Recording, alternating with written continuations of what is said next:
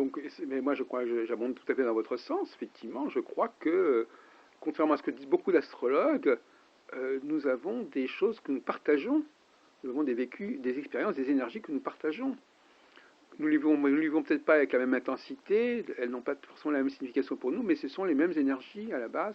Et le modèle que j'élabore, ça s'appelle l'astrocyclon, ASTROCYCLON, c'est-à-dire que c'est un cycle astrologique.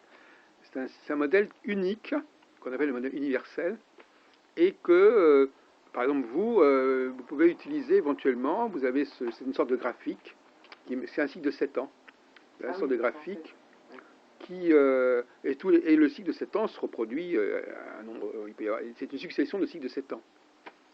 Et donc, vous savez à un moment donné à quel moment est la personne, quelle est sa problématique. Mais la personne, en même temps, c'est pas vraiment elle, c'est tout le monde. Ou par exemple, moi je m'intéresse beaucoup aux femmes, donc je veux dire à un moment donné comment fonctionnent les femmes et comment cette femme, elle, va fonctionner parce que c'est le mode de fonctionnement qui est actuellement celui des femmes.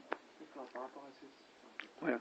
Et pourquoi un cycle en 7 ans, Alors, c'est pas moi qui l'ai inventé, à la limite, c'est parce que le 7 est très important en astrologie, parce qu'il y a déjà la Lune au départ. Oui. Les semaines, par exemple, le cycle de 7, les semaines, c'est 7 jours, et c'est 4 fois 7 jours, ça fait 28 jours, qui est le cycle de la Lune. Oui. Et apparemment, les anciens ont inventé un système à partir de Saturne, qui est une sorte de lune, de super lune Saturne, Oui. ce qui fait 28 ans, et on peut découper son cycle en 4 périodes de 7 ans. D'accord.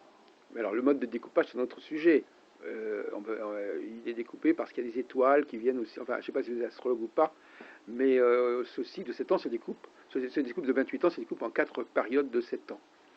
Et c'est pour moi, la femme est plus porteuse des cycles que les hommes. D'ailleurs, on le voit assez bien, que ce soit la grossesse, que ce soit les menstruations, etc. Bon. Et donc la femme entraîne l'humanité dans sa propre cyclicité, si on peut dire.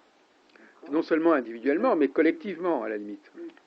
Alors, avec un processus à double sens, c'est ça qui est assez troublant, c'est que parfois, elle vit énormément dans le passé, et parfois, elle se projette énormément dans le futur. Ce qui fait qu'elle n'est jamais dans le présent. C'est-à-dire que soit elle a des fantômes qu'elle doit, qui la hantent, et à ce moment-là, elle revient sur des choses qui sont déjà anciennes, qui sont déjà installées, ou alors elle va imaginer un avenir qui n'est pas encore là, qui va être complètement différent et qui est impalpable. Alors que l'homme serait plus dans le moment présent, dans l'ici et maintenant, dans le vécu. Il vit les choses comme elles se présentent. La femme est souvent en référence à des choses qui ont eu lieu, ou par exemple des œuvres, par exemple, pour le problème de la création. Eh bien, un homme va dire, bah, moi, ce qui m'intéresse, moi, c'est d'écrire quelque chose d'aujourd'hui. C'est pas de lire ce que les gens ont écrit hier. Hein. Je préfère faire de la musique que d'aller écouter Bach ou Beethoven, par exemple. Donc, parfois, elles sont dans un rapport à un passé ancien qui revient à la surface constamment. Mais à un moment donné, c'est le contraire. Elles vont rejeter le passé pour se projeter, mais à ce moment-là, non pas dans le présent, mais dans un avenir qui n'est pas encore là. Du genre, par exemple, demain, ça sera une ère nouvelle, les gens, les femmes et les hommes, ça sera pareil. Enfin, elle imagine un monde, une utopie, voilà. Donc, soit elle est dans l'utopie, quelque chose qui n'est pas encore là, soit elle est dans quelque chose qui a déjà été là, mais qui n'est plus là. Et donc, dans un cas comme dans l'autre, elle est en décalage avec le monde immédiat. Voilà, donc ça c'est une première théorie. Et donc par conséquent, je peux dire à quelqu'un, vous pouvez savoir quand vous recevez quelqu'un, une cliente, si elle est dans la phase 1 ou la phase 2, et comment elle le vit. Vous pouvez lui dire, voilà, depuis 6 mois, vous êtes dans une phase où le passé revient à la surface, ou au contraire, depuis 6 mois, vous êtes dans une phase où vous voulez complètement couper avec ce passé. Et ça revient constamment. Et ce qui est intéressant, c'est que quelque part, elle a du mal d'être à la fois l'un et l'autre en même temps. C'est-à-dire que c'est comme si elle vivait sur deux plans différents. Tantôt, elle est celle qui s'appuie sur le passé et qui est tributaire du passé. Tantôt, elle ne jure que par... Elle rejette ce passé. Donc, si vous voulez, c'est quelqu'un qui est très dans la dualité, dans son mode de comportement. comme si c'était le jour et la nuit, si on peut dire. Hein. Bon, voilà. Alors, c'est pas grand-chose, mais c'est très utile. Parce qu'on peut dire à combien de temps ça va durer. Quand est-ce que ça a commencé? Si ça a commencé au mois de juin 2013, si ça a duré jusqu'au mois... Voilà, ce sont des cycles. Donc, si vous voulez, comme il y a deux phases majeures, ça correspond à 2 fois 3 ans et demi, en gros. Voilà. Et sur les hommes, alors évidemment, si un homme, il est affecté par ça. Parce que soit la femme qu'il a connue va revenir vers lui, alors qu'il l'avait perdu de vue, soit elle veut plus de lui. Et elle dit, oh non, mais maintenant je veux changer de vie, etc. Voilà. Donc finalement, son comportement, il n'est pas non plus sans intérêt aussi pour un homme, puisque ça va se répercuter. Et euh, ça peut aboutir par exemple à des phénomènes au niveau mondial, parce que quand vous avez des millions de femmes qui ont un certain comportement, c'est quand même une masse critique qui est beaucoup plus intéressante que des individus isolés. C'est pour ça que moi je ne crois pas, moi je ne travaille pas dans le cas isolé. Je peux étudier comment une personne donnée vit ça, mais ça ne sera pas son truc à elle. Et c'est en cela que je ne suis pas un astrologue comme les autres, si on peut dire. Donc je comprends mieux dans le cas de ce que je vous ai dit, effectivement, ça touche le sociétal, et on est en plein dedans.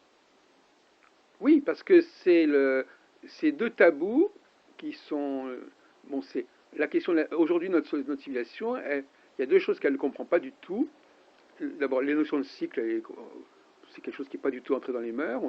Les seuls cycles qu'on connaît, c'est les calendriers électoraux, des trucs comme ça. Mais je veux dire, les cycles, c'est pas du tout contrôlé. Et les questions du masculin et du féminin, c'est aussi complètement confus. Donc ces deux questions-là, il faut les clarifier pour qu'on arrive à quelque chose.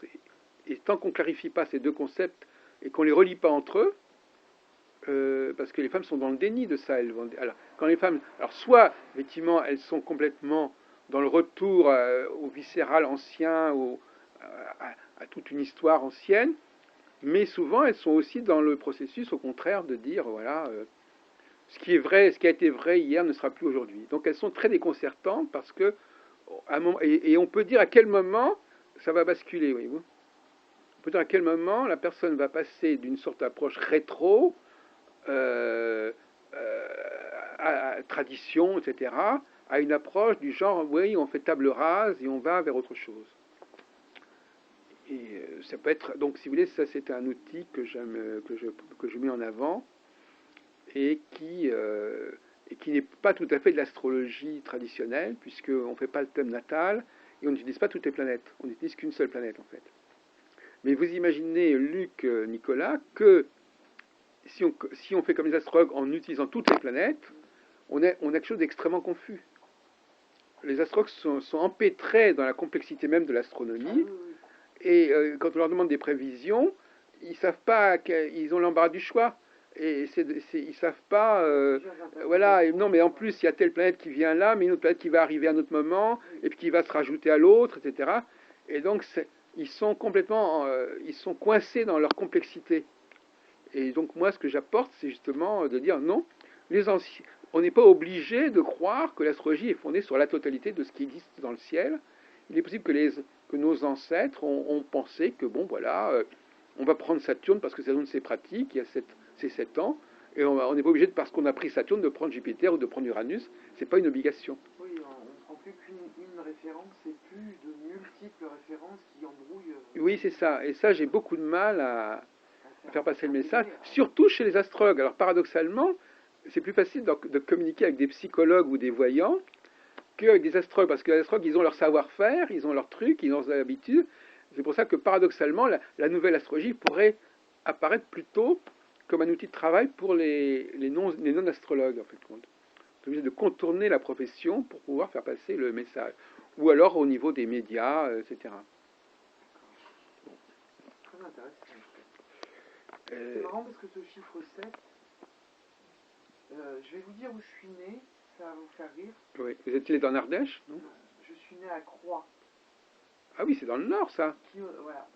Moi, j'ai passé quelques nuits à Croix. Parce que j'ai une amie qui est née à Croix. Enfin, je connais des gens qui sont de Croix. J'ai même fait visiter la fameuse piscine.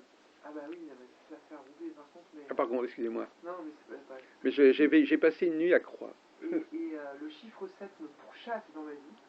Quand je dis me pourchasse, c'est un peu de fou. Le 7, c'est un oui. chiffre... Et pour quel rapport entre la Croix et le 7? Bah justement, parce qu'au niveau numérologique, on dit que le 7 représente la croix du D'accord, Christ. je ne savais pas. Ouais. Alors après, croyant, pas croyant, et que le 7 est en fait le mélange entre le 4, qui est la base de la pyramide, donc tout ce qui est concret, et le 3, la Sainte Trinité. C'est le mélange des deux. C'est l'être humain, en fait, qui quelque part est une représentation symbolique. Enfin, le 7 représente l'être humain symboliquement. Et par le chiffre en lui-même, effectivement, on pourrait représenter quelqu'un, donc une tête et un corps, vraiment très stylisé quand même. Et puis la croix aussi, parce qu'effectivement, le 7 a quand même une forme qui se rapproche de la croix. Et le 7 est un chiffre qui me pourchasse. Après, vous connaissez la draperie à Roubaix? Vous ne connaissez plus, vous n'avez plus de rapport avec, avec ça? Parce que moi, actuellement, je suis, curieusement, alors ça fait un peu écho à ce que vous me disiez tout à l'heure, moi, je suis contacté depuis peu par une dame qui s'appelle Béatrice et qui a décidé de m'embaucher pour organiser une activité importante à Roubaix, à la draperie, parce que j'étais venu une fois. Et donc, ça peut peut-être connecter, c'est peut-être connecté à ce que vous dites, parce qu'effectivement, parce que Croix n'est pas très loin de Lille ou de Roubaix. Hein. Et donc, quelque part, il semblerait que j'ai quelque chose dans ce coin-là qui va jouer. Parce que il y a quelques années, enfin, j'étais intervenu. Il y a un monsieur qui s'appelle Hassan Zarou, qui dirige la draperie, qui était une sorte de centre culturel à Roubaix. Et il m'avait vu jouer parce que moi je suis pianiste aussi, donc j'improvise. Donc il voudrait. Et puis il y a une dame qui le connaît, qui m'a connu aussi, et puis qui veut aussi que je travaille avec eux. Donc il y a déjà quelque chose qui est en train de se conciter. Et c'est curieux parce que moi en plus j'avais une très bonne copine avec qui j'ai vécu un certain temps, qui était complètement liée à Croix, justement. Ah, c'est rigolo. Et d'ailleurs cette fille-là, peut-être qu'elle pourrait revenir aussi dans ma vie, j'en sais rien, parce que elle s'appelle Véronique. Et elle a des racines familiales à Croix, justement. Ah bah c'est rigolo, vous voyez comme quoi. Moi qui ne crois pas au hasard, là, je peux plus y croire. Une fois de plus. Oui, effectivement, le département du Nord semble devoir jouer un rôle important. Ben je sais pas. Enfin, moi dans ma vie personnelle, le Nord et le Sud ne s'opposent pas, ils se complètent. Oui. Parce que, a priori, j'ai un nom de famille, mon vrai nom de famille, Oui, bien oui. sûr que je ne citerai pas. Non.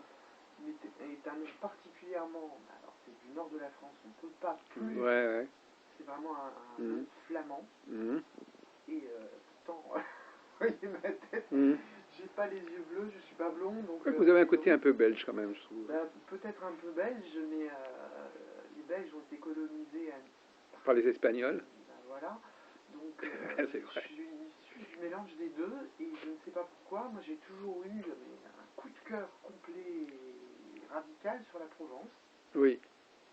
Où justement il y a eu un grand médium. Nostradamus? Pas Nostradamus. Non, pensez à qui? Provence, si c'est Nostradamus. Si, c'est comme ça, Nostradamus. Et j'ai une amie qui habitait Saint-Rémy-de-Provence. C'est là où il est né. Où je me suis moi je suis un spécialiste de Nostradamus, alors je connais bien ce genre de ben voilà.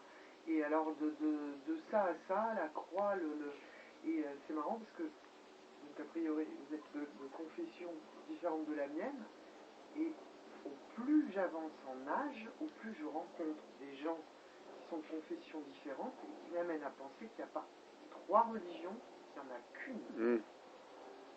Nostradamus lui-même était à la fois d'origine juive et de pratique chrétienne, catholique, oui. D'ailleurs, ma famille est apparentée avec Nostradamus, parce que moi je suis provençal du côté de ma mère aussi. D'accord. Ah, vous voyez, comme quoi il n'y a pas de... C'est assez... Oui, enfin, oui. Mais ça me rappelle des bons souvenirs, crois. Bah écoutez, voilà. Donc Ouais. Mais il m'est arrivé d'ailleurs un truc assez curieux à Croix. On avait passé la nuit chez un cousin à cette fille, et il y avait un bouquin qui m'avait beaucoup intéressé, qui était un bouquin d'astrologie. Et alors, j'ai dit à cette fille, bon bah écoute, je vais prendre ce bouquin, et ça l'a perturbé que que je m'embarque un bouquin sans demander à son propriétaire si c'était possible. Mais on était allé au marché de Croix. Je me souviens qu'on a même acheté je crois même des sandales, je sais pas quoi. Oui, j'ai même organisé un congrès important à Lille aussi. Moi, j'en ai fait un peu partout d'ailleurs des congrès.